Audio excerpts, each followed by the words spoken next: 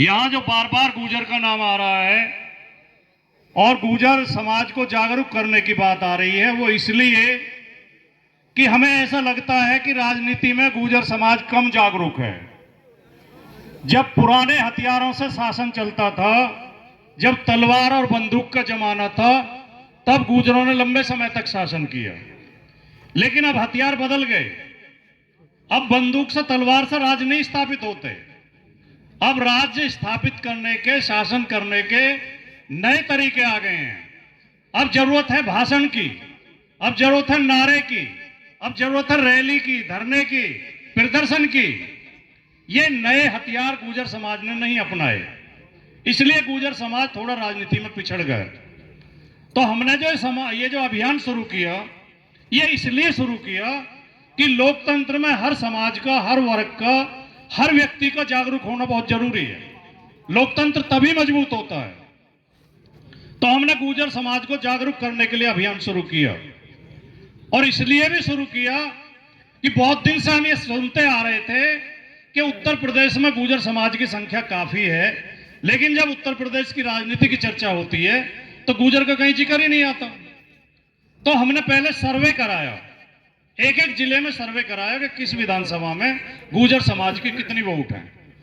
तो रिजल्ट ये निकल के आया कि 34 जिलों के 132 विधानसभा क्षेत्रों में गुर्जर समाज की वोट है, और इनमें लगभग 15 विधानसभा सीट ऐसी हैं जिनमें केवल मुस्लिम गुर्जर मौजूद हैं, और लगभग 15 से 20 विधानसभा ऐसी हैं जिनमें हिंदू गुर्जर भी हैं और मुस्लिम गुर्जर भी हैं, और लगभग 95-100 विधानसभा ऐसी हैं जिनमें हिंदू गुर्जर हैं।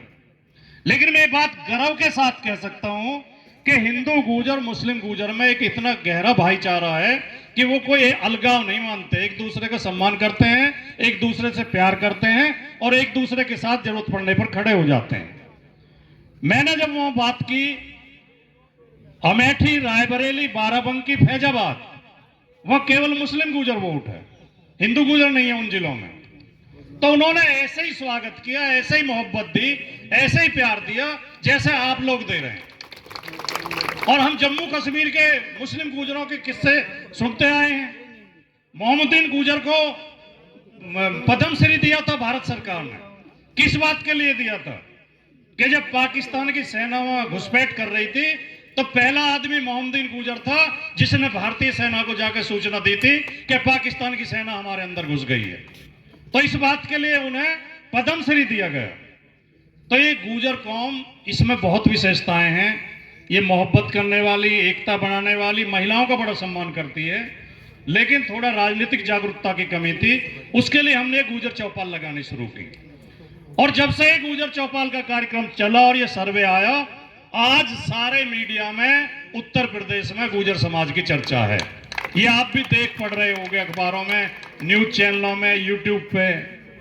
लेकिन योगी जी ने 21 सितंबर को एक आदेश जारी कर दिया।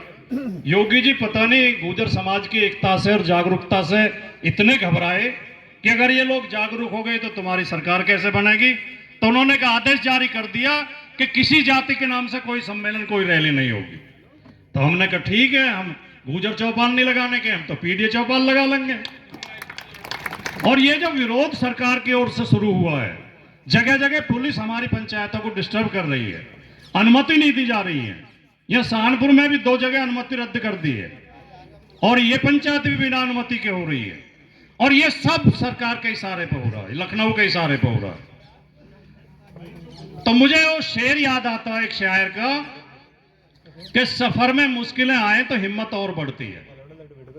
सफर में मुश्किलें आए तो हिम्मत और बढ़ती है, अगर कोई रास्ता रोके तो जुर्रत और बढ़ती है। और जो बिकने पे आ जाओ तो घट जाते हैं दाम अक्सर, न बिकने का इरादा हो तो कीमत और बढ़ती है। बहुत बढ़िया। तो जितना हमारे रास्ते में रोड़े अटकाएंगे, हम उतने मजबूत होंगे और उतनी मजबूती के साथ इस अभियान को चलाएंगे। राजकुमार भाटी संघर्ष करो, तुम्हारे साथ है। राजकुमार भाटी संघर्ष करो, तुम्हारे साथ है। राजकुमार भाटी जिंदाबाद, जिंदाबाद। कई वक्ताओं ने वर्तमान सरकार की, भारतीय जनता पार्टी की जन विरोधी नीतियों पर, सांप्रदायिक नीतियों पर, गरीब विरोधी नीतियों पर प्रकाश डाला। मैं कहना चाहता हूं कि इस पार्टी ने जो भारतीय जनता पार्टी नाम की पार्टी है, जो आज केंद्र में भी है और उत्तर प्रदेश में भी है, इसने जो सबसे भारी नुकसान किया इस देश का, जो सबसे बड़ा नुकसान किया है, इसने राजनीति के मुद्दे बदलने की कोशिश की है। राजनीति के मुद्दे क्या होने चाहिए? आप अपने दिल पे हाथ रख के सोचो। राजनीति का मुद्दा होना चाहिए स्कूल, अस्पताल, किताब, दवाई, पढ़ाई, सड़क, पानी, बिजली, बच्चों को रोजगार होना चाहिए या नहीं होना चाहिए? रेल, सड़क। इन्होंने राजनीति का मुद्दा कर दिया जातिवाद और सांप्रदायिकता। धर्म के नाम पे लोगों को बहकाते हैं, धर्म के नाम पे भड़काते हैं। आज हमारे लोगों के दिमाग में ऐसा भ्रम घुसा दिया इन्होंने कि लोग राजनीतिक मुद्दों की बात ही नहीं कर रहे। हिंदू मुसलमान की बात करते हैं, मंदिर मस्जिद की बात करते हैं, जातिवाद की बात करते हैं। ये इस देश के लोकतंत्र के लिए बहुत खतरनाक है। अगर इस तरह धर्म के नाम पे, जाति के नाम पे हम बटेंगे तो देश में से लोकतंत्र खत्म हो जाएगा। हम लोगों को बिना जाति, और ये अभी बहन इकरा हसन बैठी हैं हमारे मंच पर, इनका परिवार, मैं इनका बयान सुन रहा था। इन्होंने मीडिया को, जब सांसद चुने जाने के बाद मीडिया को इन्होंने बयान दिया तो पत्रकार सवाल पूछ रहा था, तो इन्होंने कहा कि हमारे बीच में हिंदू गुर्जर और मुस्लिम गुर्जर में कोई भेदभाव नहीं है, और चौधरी हुक्म सिंह का हमारा परिवार एक ही है, हमारे बुजुर्ग एक हैं, और ये उस परिवार से आती हैं। इनके पिताजी इस उत्तर प्रदेश में, मुझे याद नहीं है, कोई एक आध और हो तो, अकेले आदमी थे जो चारों सदनों के सदस्य रहे, जो विधानसभा के भी सदस्य रहे, विधान परिषद के भी सदस्य रहे, लोकसभा के भी सदस्य रहे, राज्यसभा के भी सदस्य रहे। इनकी माताजी भी लोकसभा में चुन के गई, ये अब खुद लोकसभा में, इनके भाई विधानसभा में। एक इतना पुराना राजनीतिक परिवार होते हुए, इतना बड़ा घराना होते हुए, कितनी सहजता और कितनी शालीनता और कितनी सरलता उनके अंदर है, आप देख ही रहे होंगे। अभी हम बाबा फकीरदास जी की समाधि पे माथा टेक के आए, वो उतनी ही श्रद्धा के साथ हमारे साथ वहां गई।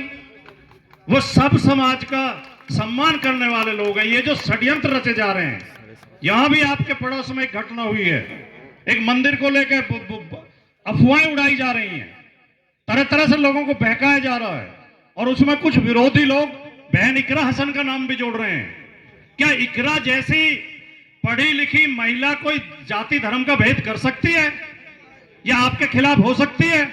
तो हमें इन षड्यंत्रों को फेल करना है। जो लोग इस तरह के भ्रम हमारे बीच में पैदा करते हैं, हमें उन्हें फेल करना है, क्योंकि भारतीय जनता पार्टी अच्छी तरह जानती है, भारतीय जनता पार्टी अंग्रेजों की नीति पर चल रही है, डिवाइड एंड रूल की नीति पर। जब अंग्रेज इस देश में थे और 1857 की क्रांति जब हुई, 1857 में अंग्रेजों ने देखा कि यहां तो हिंदू और मुस्लिम कंधे से कंधा मिला के लड़े अंग्रेजों के खिलाफ, और अंग्रेज सरकार का तख्ता पलट दिया था और दिल्ली की गद्दी पर बहादुर शाह जफर को बैठा दिया था। वो क्रांति किसी कारणों से विफल हुई। अंग्रेजों ने उसी दिन तय कर लिया था कि हमें हिंदू और मुसलमान को एक नहीं होने देना है। और मैं आपको बहुत जिम्मेदारी की बात बता के जा रहा हूं कि इस देश में मुस्लिम लीग का गठन भी अंग्रेजों ने करवाया था और हिंदू महासभा का गठन भी अंग्रेजों ने करवाया था। और जिन्ना से कहते थे कि तुम हिंदुओं के खिलाफ बोलो, और सावरकर से कहते थे कि तुम मुसलमानों के खिलाफ बोलो। ये जब तक लड़ते रहेंगे तब तक ये देश आजाद नहीं हो पाएगा। आज ये उन्हीं अंग्रेजों की नीति पर चलते हुए बीजेपी दोबारा हमें गुलाम बनाना चाहती है। अगर हम हिंदू मुसलमान के नाम पे और जाति के नाम पे लड़ने में लग जाएंगे तो ये हमारे संविधान को खत्म कर देंगे, हमारे आरक्षण को खत्म कर देंगे, ये किसान के लिए जो सुविधाएं हैं उन्हें छीन लेंगे, ये नौजवानों की पढ़ाई छीन लेंगे, नौजवानों की नौकरी छीन लेंगे, ये हमारी आजादी छीन लेंगे। इस बात को समझने की जरूरत है। राजनीति होती है गरीबों की मदद के लिए। वो आदम साहब ने लिखा है कि ये गरीबी से हमारी फैसला कुन जंग थी, फिर कहां से बीच में मस्जिद और मंदिर आ गए। और जिनके चेहरे पर लिखी थी जेल की ऊंची फसील, रामनामी ओढ़कर संसद के अंदर आ गए। और कल तलक जो हाशिए पर भी नजर आते न थे, आजकल बाजार में उनके कैलेंडर आ गए। बहुत खूब, बहुत खूब। जिनको सच कहना सुनना और देखना भाता नहीं, कुर्सियों पर अब वही बापू के बंदर आ गए। योगी आदित्यनाथ बरेली में एक छोटी सी घटना हो गई, प्रदर्शन कर रहे थे लोग, एक दो पत्थर किसी ने फेंक दिया, वहां पर लाठीचार्ज हुआ। मैं पत्थर फेंके जाने का कतई समर्थन नहीं करता, न मेरी पार्टी करती है। हमें कभी भी आंदोलन में हिंसा नहीं करनी चाहिए। हम गांधी का देश है, लेकिन कुछ छोटी मोटी गलती हो जाती है तो मुख्यमंत्री को ये भाषा बोलनी चाहिए जो बोल रहे हैं। कह रहे मैं गर्मी निकाल देता हूं, मैं डेंटिंग पेंटिंग कर देता हूं। अरे ये तो गली के गुंडे की भाषा है, ये एक चुने हुए मुख्यमंत्री की भाषा तो नहीं हो सकती। तुम्हें जनता ने चुन के भेजा है, तुम अपने जनता के साथ शत्रु जैसा व्यवहार कर रहे हो। और ये भाषा बाबा उस दिन तो नहीं बोली थी जब आगरा में एक चुने हुए सांसद के घर पे गुंडे पथराव कर रहे थे, तब तो आपको डेंटिंग पेंटिंग याद नहीं आई थी, क्योंकि वो आपकी पार्टी से जुड़े हुए लोग हैं। तो साथियों, इन सारी बातों को समझने की जरूरत है, ये इनके बहकावे में आने की जरूरत नहीं है। हमें बच्चों के, हम समाजवादी पार्टी का हमेशा नारा रहा है लोहिया जी के समय से, रोटी कपड़ा सस्ती हो, दवा पढ़ाई मुफ्ती हो। और जब जब समाजवादी पार्टी की सरकार बनती है, गरीबों को राहत देने वाले काम किए जाते हैं। याद करो जब 2012 में श्री अखिलेश यादव जी मुख्यमंत्री बने थे, सबसे पहले किसानों का पानी फ्री किया था, सिंचाई का किया था, नहीं किया था? बच्चों को फ्री में लैपटॉप दिए थे, बेटियों को कन्या विद्याधन दे रहे थे, महिलाओं को समाजवादी पेंशन दे रहे थे, 108 एम्बुलेंस सेवा शुरू की थी जो गरीबों को घर से अस्पताल लेकर जाती थी, 100 डायल पुलिस सेवा शुरू की थी, 15 मिनट में पुलिस पहुंचती थी, मेट्रो चलाई थी, आगरा लखनऊ एक्सप्रेसवे जैसी शानदार सड़क बनाई थी, गोमती रिवर फ्रंट बनाया था, पुलिस मुख्यालय बनाया था। आज की सरकार क्या कर रही है? वाराणसी में और काशी में जाके, काशी और अयोध्या में जाके दिए जला देते हैं और कांवड़ियों के ऊपर फूल बरसा देते हैं। ठीक है, हर धर्म का सम्मान करना चाहिए, हर आस्था को सम्मान देना चाहिए, लेकिन उसके नाम पे जो बजट का घोटाला होता है उस पर कभी नजर डालिए। खर्च होते हैं 2 करोड़ रुपए, बिल बनाया जाता है 100 करोड़ का। भगवान के नाम पे भी जेब काट रहे हो, राम के नाम पे भी घोटाले कर रहे हो। मुझे तो एक गांव का आदमी कह रहा था मुझसे, सीता माता रो रही बीजेपी के काम से, सारा चंदा खा गए मेरे पति के नाम से। तो राम के नाम पर भी घोटाले करने से नहीं चूके। तो तय कर लो इस बार 2027 में। और ये जो कुछ लोग कहते हैं, मुझसे पिछली बार सहारनपुर में ये टिंकू भाई, वो ठाकुर साहब कह रहे थे कि जी तुम्हारी पार्टी तो पीडीए की बात करती है, फिर ये ठाकुर ब्राह्मण नहीं कहां जाएंगे? पीडीए का मतलब खाली पिछड़ा दलित अल्पसंख्यक नहीं है, पिछड़ा दलित अल्पसंख्यक तो है ही है। इसका मतलब पीड़ित दुखी और अपमानित भी है। इस सरकार ने जिस जिसको पीड़ा दी है, जो जो इस सरकार से दुखी है और जिस जिसको इस सरकार ने अपमानित किया है, वो सब पीड़िए हैं, वो सब समाजवादी पार्टी के लोग, चाहे वो किसी जाति का हो, किसी धर्म का हो। और हमने अभी विधान परिषद का चुनाव हो रहा है, विधान परिषद के चुनाव में 2 प्रत्याशी इस सीट से घोषित किए हैं। शिक्षक कोटे से डॉक्टर नितिन तोमर प्रत्याशी हैं जो ठाकुर समाज से, राजपूत समाज से आते हैं, और ग्रेजुएट कोटे से प्रेमेंद्र भाटी एडवोकेट जो गुजर समाज से आते हैं। तो समाजवादी पार्टी हर समाज को सम्मान देती है, सबको भागीदारी देती है। इस बहकावे में मत आओ कि ये कुछ वर्गों की पार्टी है। तो आप सबसे निवेदन करते हुए, हाथ जोड़ते हुए कि एकजुट होकर हमें वोट देके 2027 में 350 से ज्यादा सीटें जिता के श्री अखिलेश यादव जी को मुख्यमंत्री बनाना। नमस्कार, जय हिंद, जय भारत, जय समाजवाद।